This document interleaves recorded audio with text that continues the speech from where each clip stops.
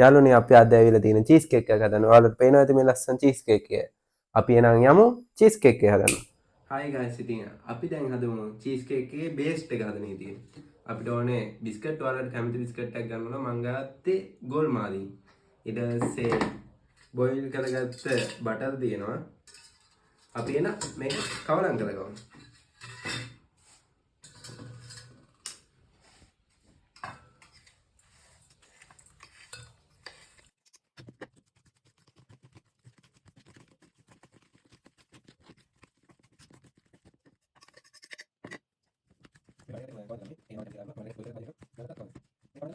මේ හදන බේස් එක විනාඩි 10ක් හෝ 15ක් ෆ්‍රිජ් එකේ දාලා තියාගන්න. හරි ඉතින් අපි දැන් හන්නේ චීස් ලේ එක හදන්න. මේ වගේ චීස් ක්‍රීම් චීස් එකක් ඕනේ.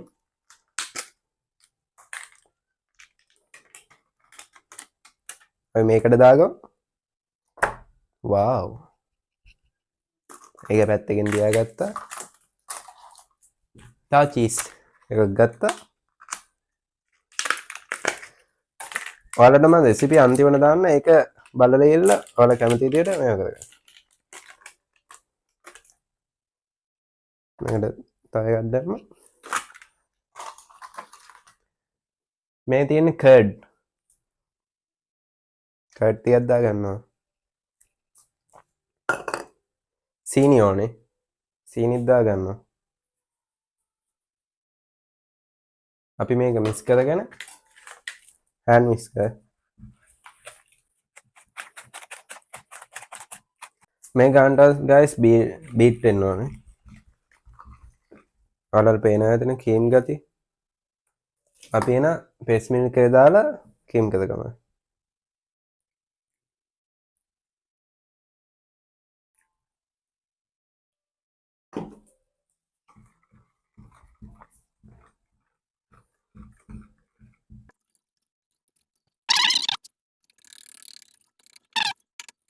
හරි එහෙනම් අපි මේකට ජෙල් ටින් එකක් දාගමු.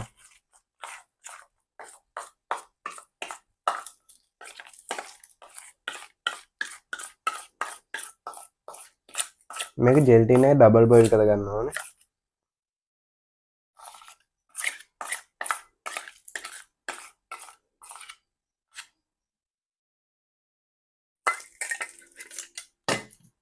දැන් එන ආයෙත් බීට් කරගමු.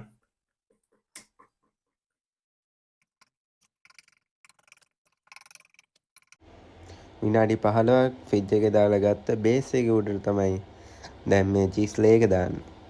දාලා එල්ල චීස් ලේ එක සෙට් වෙනකන් අඩුම පැය 8ක් වගේ දාලා එල්ල පේනම් ගමු. හරි ගයිස්, ඉතින් චීස් කේක් එක පැය 8කට පස්සේ එළියට අරගත්තා. දැන් හොඳට සෙට් වෙලා තිනවා. ඔයාලට පේනවා ඇතිනේ. අපි දැන් හදාගත්ත සෝස් එක තියෙනවා. මේක මේ ස්ට්‍රොබෙරි සෝස් එක. අපි ඒක හිමීට දාලා එල්ල එන දෙක සෙට් කරගමු. මේක නිවුණාට පස්සේ තමයි දාන්න ඕනේ guys. මේක හදනට පස්සේ නිවෙන්න තියෙන්න ඕනේ. නැත්තම් මේ චීස් එක අවුල් වෙන හින්දා. අපි දාගමු. එහෙනම් අපි දැන් මම කපාගත්ත ස්ට්‍රොබෙරි තියෙනවා. ඒවා දාගෙන ලස්සන කරගමු.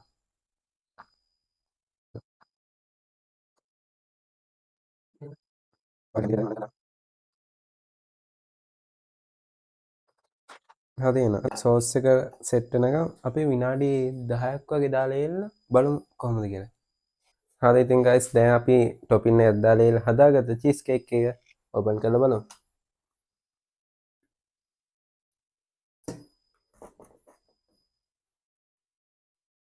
වාව්.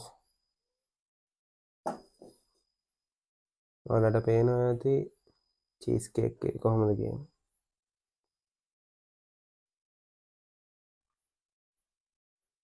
රස පාටට